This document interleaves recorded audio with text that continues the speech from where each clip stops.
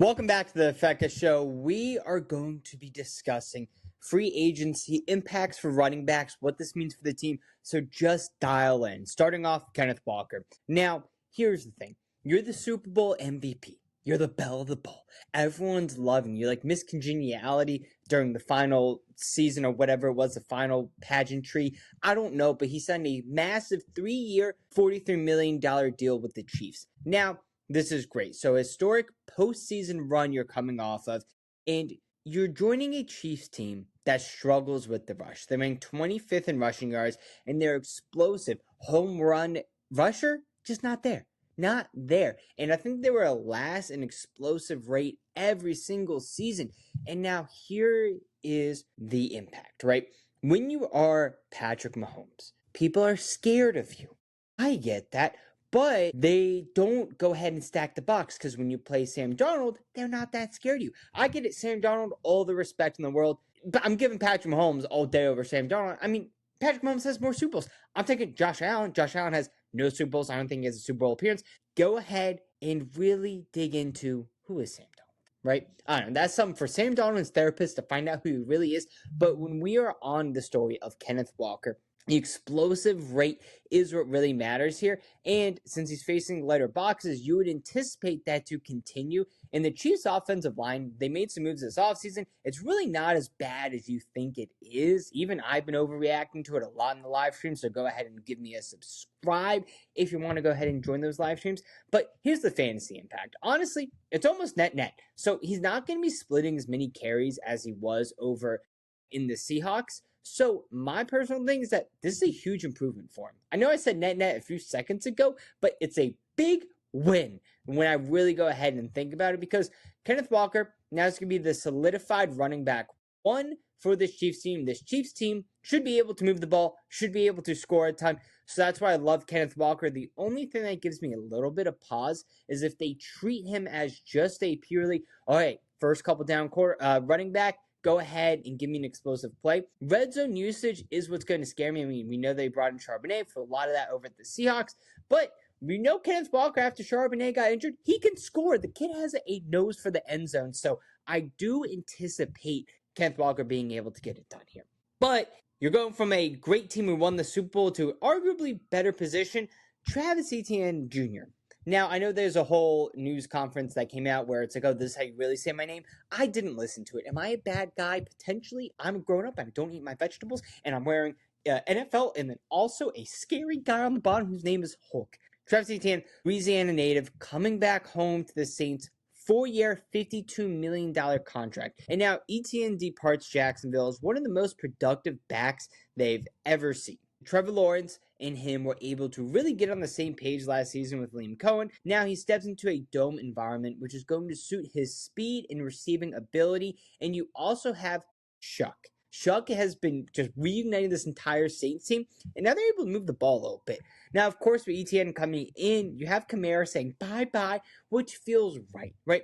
The Saints, they've been bad for a while, and I'm not saying, hey, this is just Kamara's fault, but you're always injured. It's just time for you to go. Ever since I remember he was on that Busso ball and he was catching the tennis balls, throwing it back on a Monday Night Football, sure, that was impressive, but at the same time, it's time for fresh blood, and he is going to be a PPR machine with Shuck.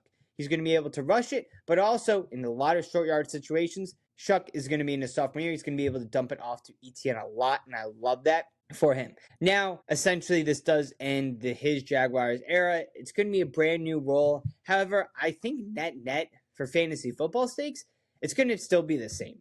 So I liked him last year. I like him again this year. Is he going to be my first round running back? No. Do I like him? Yes. Next up is David Montgomery. So Houston Texans acquired David Montgomery via the Detroit Lions trade, right? So Detroit traded their veteran just plow machine, right? Sonic and Knuckles broken up. So sad. So what does this really mean for David Montgomery? Well, you're going to the Texans. Well, who's the Texans running back? Was it someone good? No. It's a who's it cares, right? That's who do they have? Who was their running back? It was Joe Mixon. Joe Mixon's more MIA than my NBA career. And let me tell you this much, I'm a 5'7" kid and I got cut from middle school basketball. I'm not making the NBA. Simple as that. Now, did I have a chance to go make it to the NFL? Yes. Every human being alive pretty much has a chance to go to the NFL. Mine just was very, very small. So when you're thinking about the David Montgomery situation in Houston. So Houston, they still don't have an offensive line. And I don't know when they're going to fix that. So David Montgomery is going to overall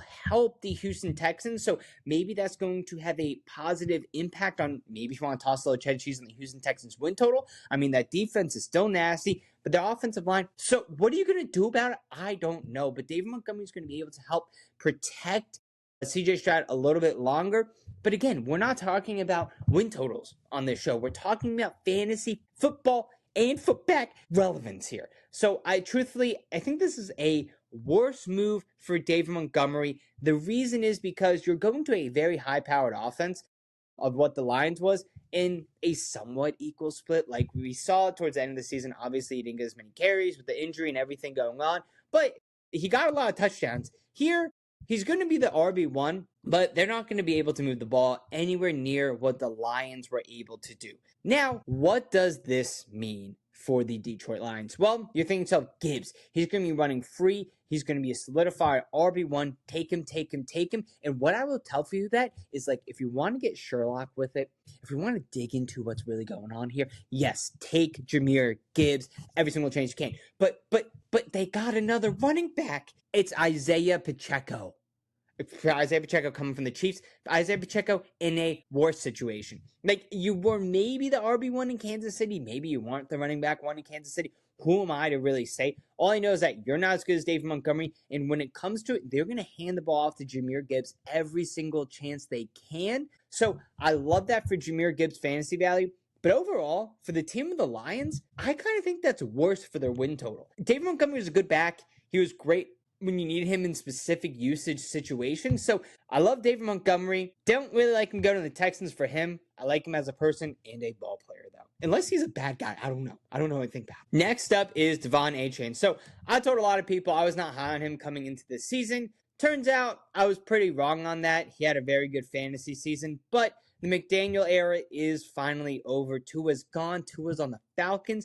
And now the shift just went from, okay, like, you're a good fantasy, but now I believe this is a bad situation for him. Well, why? Okay, when you're looking at Jeff Hafley, you replace Tua with Malik Willis, which is kind of a 180. So Tua, you kind of think, oh, the offense was so fast, tons of quick passes, maybe he ran a lot. No. Tua didn't run.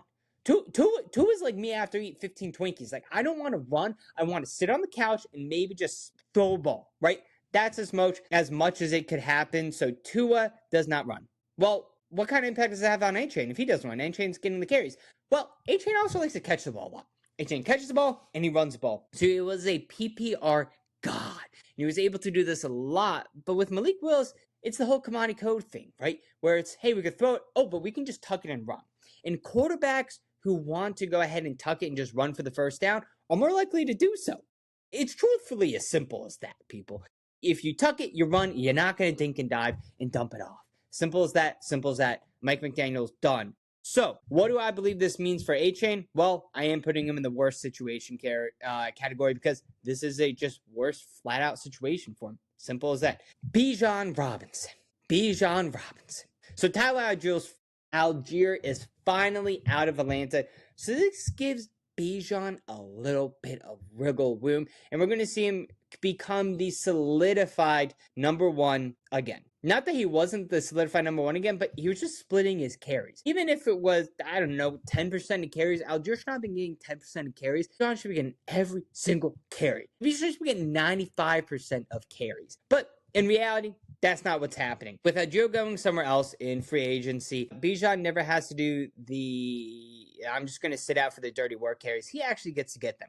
Now, with Tua joining Stefanski's new offense, he brings efficiency in the short yardage game. So what I just mentioned with Achane, Bijan also can now catch the ball and run for the first down. And I like Bijan to catch it and run it more than I did with, let's say, Penix or Kirk Cousins. Now, the reason is because Tua just complements them very, very well to do a small dink and dive. So Allgeier taking a massive chunk of Bijan's carries. He's now gone. Bijan's a solidified cowbell back. You have the lateral quickness. If you are in PPR, I'm saying you go with him, Gibbs. I take Bijan maybe over Gibbs in PPR just because I believe this offense is going to for sure run through Bijan, where the Lions, they have a couple more weapons. However, for the Falcons, net, is this good for them or bad for them in terms of win total? Who cares? It's about even, right? Truthfully, I don't really know. So people, to just wrap it all up here, huge jumps today is for Kenneth Walker, Jahmyr Gibbs. A positive for Bijan because, you get a new quarterback in there, but you don't have to take up as much carries. Like Allgeier did not take up as much carries as David Montgomery. That's why Jahmyr is in a huge jump and Bijan's still positive. However, look, I'm probably going to split up 50-50, but I'm drafting Bijan first. Same, Travis Etienne. And then worse, David Montgomery, I would say by far. Pacheco, I don't even think he's going to be fantasy relevant this year. And just worse for Achane. Achane's still going to be relevant, but he's not going to be as relevant as he was. So people, if you made it this far, let me know if this whole talking head video thing works. Hit subscribe. We're stuck at 9. We're at 9 subscribers.